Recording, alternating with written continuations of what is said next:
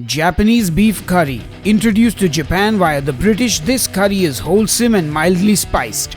It's the perfect balance of flavors full of umami and a touch of sweetness. Served with rice, this mix of beef and vegetables in a hearty curry sauce is the perfect balanced meal. But let's see how Indians feel about this Japanese version of a curry. Horns up and welcome to a brand new episode of Headbangers Kitchen. And say hello to DCT Eats, who's going to be joining us today for the tasting. And we are making a Japanese beef curry. Yeah. And where have you flown in all the way from? I've flown in all the way from Bangalore. All the way from Bangalore. And if you don't follow him on YouTube already, make sure you check out his channel. I'll link it below. Once you watch his content, you'll know why I'm telling you to follow him. But we're gonna tell him to go and relax now while I go and cook up some Japanese curry. And if you've never had a Japanese curry before, trust me, you're gonna wanna try it. Anyway, enough jibber jabber, let's get cooking. This better be worth it. I've come all the way from Bangalore. Correct. And he reviewed their India food also. So check that out. True. Go watch that video. It's already out. Now for this curry, I'll be using beef stewing meat cut into small cubes. If you can get your hands on some chuck steak and cut that into cubes, it will be perfect for this curry. First, I will cook this beef and make a beef stock by using my instant pot because my Indian water buffalo needs a lot of cooking so that it's tender when you eat it. The meat and the water go into the instant pot and I pressure cook that for 30 minutes. While the beef is cooking, I slice up some onions. You want to cut them sauté style, and this recipe uses a lot of onions, and that is where some of the sweetness in the curry comes from. Once that is done, set them aside. Carrots, mushrooms and potatoes are my vegetables of choice for this curry, and there is a Japanese technique to cutting these vegetables in a slightly disordered cut which I saw Adam Liao do in his video, and I tried my hand at it, but I'm pretty sure I got it all wrong. So I cut my carrots and my potatoes, and then the mushrooms I cut into halves, and then all my chopping is done. Next I take an apple and I peel it. This is also going to add some sweetness to our curry and is the secret ingredient. So I get a box grater and then I grate that apple and then I put it in a bowl and set it aside. Finally, let me show you the curry we're using, and I've got this SNB golden curry packet. I got the mild flavor, but they have spicier versions too. It has cooking instructions at the back and you can pretty much follow those for the recipe as well. You get various other brands of Japanese curry. Let me open the packet and show it to you. Now this comes in blocks and they have the thickener in there, so you just put these in the curry and it's ready. If you're using a curry powder, then you need to make a roux to thicken your curry. Anyway, let's check on the beef. The beef has now been cooking for 30 minutes. I open the pot and take out the cooked beef in a bowl and strain the stock.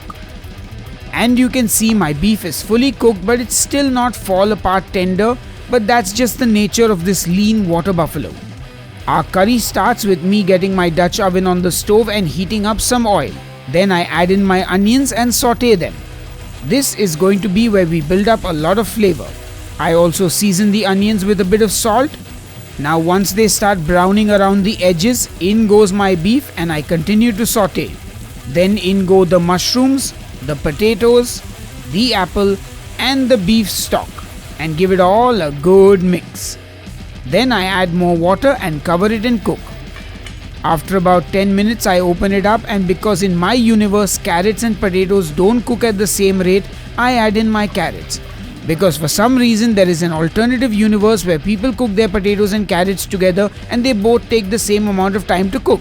Anyway, now the potato is cooked, the carrots are cooked as well, and it's time to add our curry blocks. Now cover and cook for a few minutes. I open it up, give it all a good mix, see that the curry is nice and thick, and then in go the final seasonings. Some ketchup, some Worcestershire sauce, and some soya sauce. And the curry now has a lovely dark color. It tastes perfect and has thickened up nicely as well. It looks so good. To serve, I plate up some Japanese sticky rice that I cooked in duck and chicken stock. I serve the curry on the side, and I garnish with nigella seeds and parsley because I didn't have sesame seeds and green onions. Anyway, that curry looks fabulous, and that's a perfect weeknight meal. And of course, I got to taste before we serve it up to our tasters. So good. Anyway, let's do the official taste test. Hi, I'm Nathan. I am a senior analyst at PwC in the actuarial team. Hi, my name is Prathamesh. I play for a punk rock band in Mumbai and I work in production as well.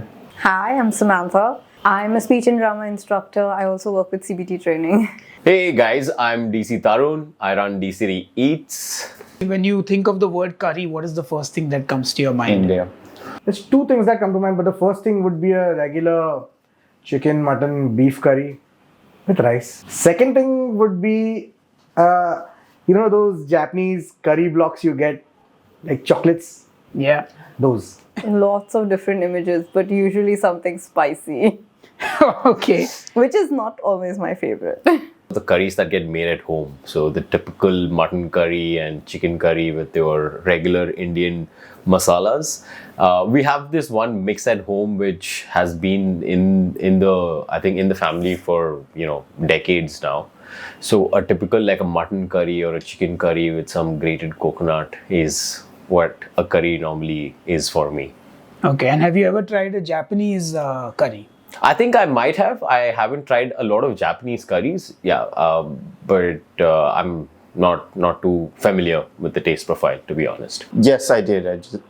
Maybe last week I tried the Tokatsu curry at Kuraku, I tried katsu curry for the first time. Pretty interesting. I liked it. I've had Japanese curry at one of my friends' houses who is Japanese. Oh, okay. So you have some expectations to live up to. Love it. This is the kind of curry I would make with those blocks. The SNR or whatever. This is just perfect. But I'm yet to taste the meat. I'm kind of going through each component, so getting a dissection. absolutely. But good. Very homey feeling. Yeah, I could definitely eat this quite a bit. What a wholesome meal. So, Lovely. Love it. Thank you. Great job, man. It hit the right notes when you said curry and I took a bite. It instantaneously, it tasted wholesome. It tasted like curry, very very comforting. The meat has a bite to it. I think I would have honestly preferred it had it been slightly more, let's say, on the softer side. But this is also a style of meat that I actually enjoy once in a while, right? Which has a bite to it. Because the more and more you bite into it, you understand the flavors a little more rather than just being like soft and going inside. I like it. In fact, I love it. I'm wondering how would it taste without the beef? Will it add less of a flavor or more? Yeah, because we have used beef stock for the. Yeah. That's why it's kind of beefy. I don't get beef stock, so I use chicken stock. But this is amazing. This is a step above the regular cube curry I make. So I like my beef a little on the softer side. So that's one thing. And otherwise I think the curry is good. It's a bit on the sweet side. So if you don't like your curry sweet, I think you'll kind of, it won't be your favorite thing, but it's very flavorful. So that's nice. And I like that the carrots are have some integrity to put it mildly, because carrots are either too hard most of the time whenever they put into a gravy, or they're too mushy and they're disintegrating. So it's good they have some integrity out here. I'm good with it. I think it's a really good meal. It'll be great on like a cold night, if it's raining, whatever. I think it's a very comforting kind of meal. So I like it. And it's not spicy, so I like it. So, as a kid growing up, I would ask mom to make soup sadam. Sadam means rice in Tamil, and it basically is soup rice. And what mom would normally do is make a chicken stock. She would throw in a little bit of vegetables, and then that would get served with a few pieces of chicken just with rice. This tastes very, very close to, that. I used to enjoy it so much that now when it comes to my healthy eating, I skip the rice, but I just make the stock with a lot of vegetables and eat it whenever I'm trying to eat healthy. But the rice tastes very close to,